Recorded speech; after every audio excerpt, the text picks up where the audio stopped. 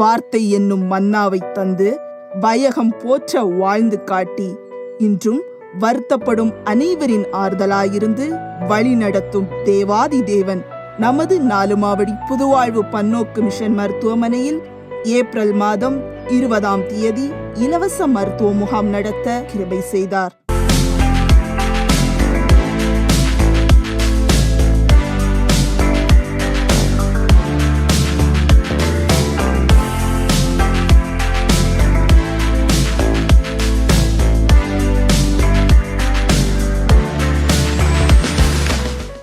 வாரந்தோறும் வெள்ளிக்கிழமை நடைபெறும் இம்முகாமானது இந்த வாரம் வெள்ளிக்கிழமை தேர்தல் நடைபெற்ற காரணத்தினால் சனிக்கிழமை அதாவது ஏப்ரல் 20ஆம் தேதி நடைபெற்றது.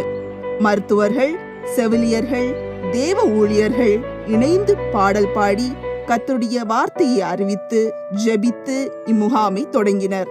நாலுமாவடி சுற்று வட்டார கிராமங்களிலிருந்து ஏறக்குறைய 70க்கும் மேற்பட்ட மக்கள் கலந்து கொண்டு பயன் பெற்றனர்.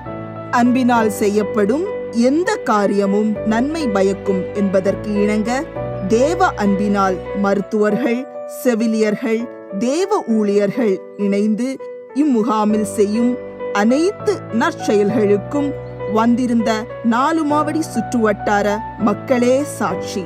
இலவச மருந்து கொடுக்கறது பரவாயில்ல, எவ்வளோ மக்களுக்கு கொடுக்காங்க. அது ரொம்ப எவ்வளோ மக்களுக்கு பிரயோஜனமாக கொடுக்காங்க, பரவாயில்ல. அதுக்காக எனக்கு ரொம்ப நல்லா இருக்குமா. நம்ம வெளியில் வாங்குறதுக்கு 3000, 4000, 3500 ஆகும் எனக்கு மாத்திரை.